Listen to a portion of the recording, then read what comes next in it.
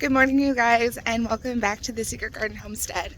My two oldest kids, I just dropped them off at like a sports camp that runs from 8:30 to 11:30 in the morning. So I thought it would be fun to do a week in the life of the chores that I have to do to keep up a new thriving homestead. Okay, so the first thing on my list of things to do this week is to fertilize both my citrus grove and the back orchard. I'm probably a little late for the back orchard, but this is right around the perfect time for citrus. If I look back at my citrus grove, everything looks a little bit yellow. Part of that is I don't have drip irrigation set up back here to all the trees. So I had not been hand watering in the month of May. It maybe was a little bit dry here in California. So I'm doing a better job at watering, but I think all the trees could benefit from a good fertilization. So I'm going to be using the organic citrus tone and probably giving each of my 9 to 10 trees about 2 cups of fertilizer, about 6 inches from the roots, and then I'm going to water it in pretty good.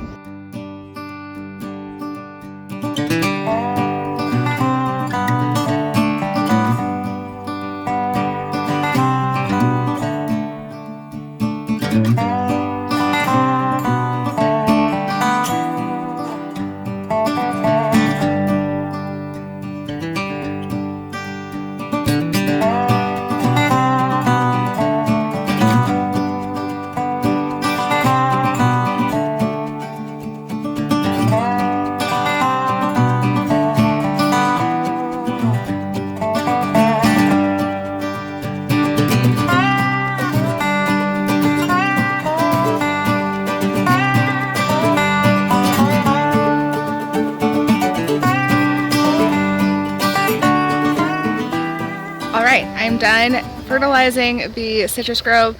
I actually ran out of fertilizer, so this is a note to me that I need a bigger bag of fertilizer just to get through. I think I want to fertilize this citrus grove probably 3 times a year. I want to do in late winter when all the fruit is kind of ripe and the blossoms are about to come on. That's when I want to fertilize.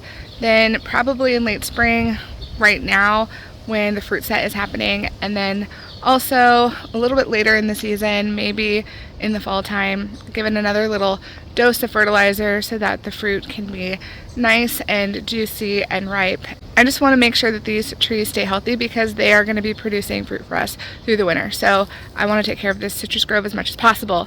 So now that this project is done, I'm going to head to the back orchard. I have a different bag of fertilizer and I'm going to fertilize that entire orchard, Lord willing, today, right now. Okay, so for my back orchard, I'm going to use a little bit different of a product. Same company. I'm going to be using the Organic Plant Tone all-purpose plant food.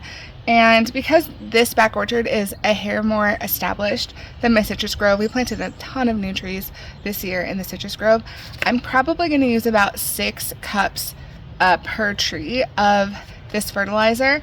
And I'm just going to put it around where the drip line is around the tree, water it in really good, and I think that's far enough away from the tree's trunk to make sure that the trees are not overwhelmed by the fertilizer. So I'm going to get at this.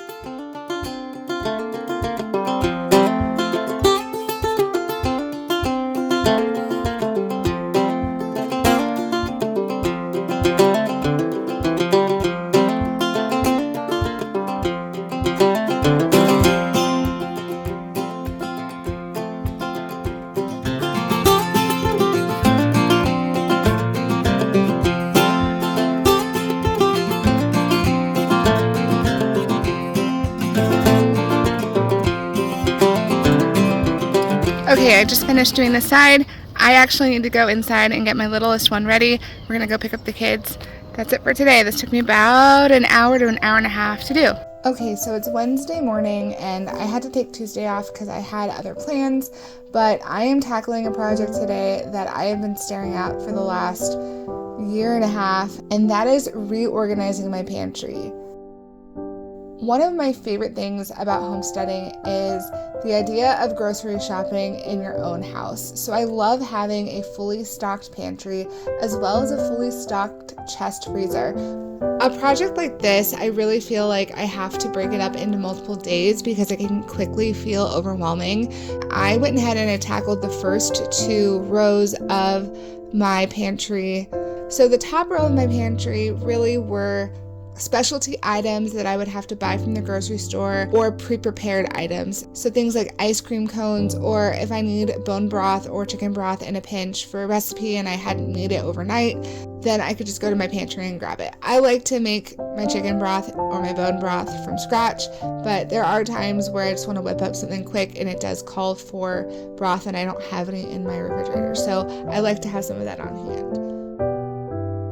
When I was looking at these first 2 rows, I was almost a little bit discouraged just because I'm looking at all these skills that I don't have yet that I really want to get. I think that's one of the most interesting things about homesteading is that it's the ultimate exercise in skill stacking. So I look at my second row and it's all of my canned goods. Most of them are beans and tomato products and like pickles. Things that are fermented. So this entire process of reorganizing my pantry, I was just dreaming about the day that I could learn and use produce from my garden to convert my pantry from a grocery store pantry and into a homegrown and preserved pantry.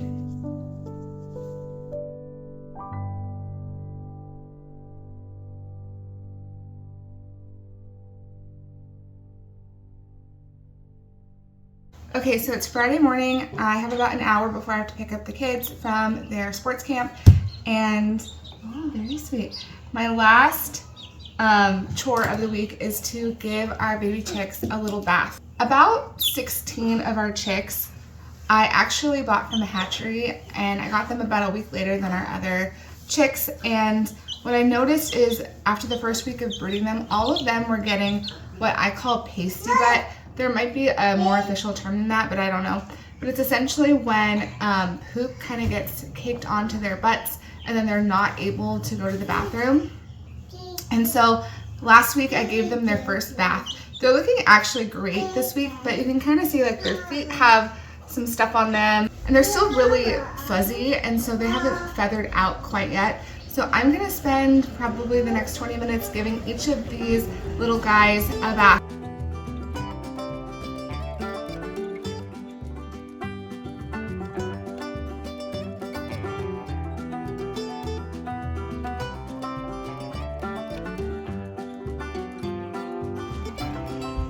Want to give it a pat?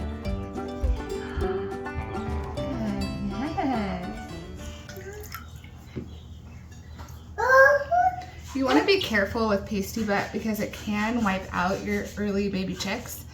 I feel like once they feather out and get a little taller away from the ground, it's less of a concern. But I'm going to be overly cautious because of how many of these had pasty butt after the first week. And I wasn't like paying close attention because I've never had such an issue with it before.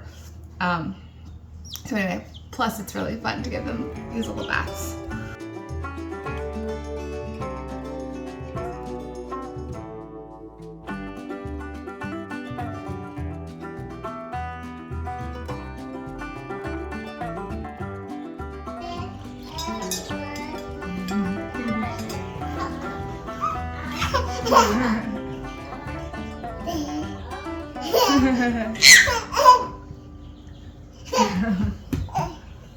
Okay, I'm finishing up on the last chick and giving it a bath, and that's pretty much my week in the life. Anyway, thanks for hanging with me this week, and I will catch you guys on the next video.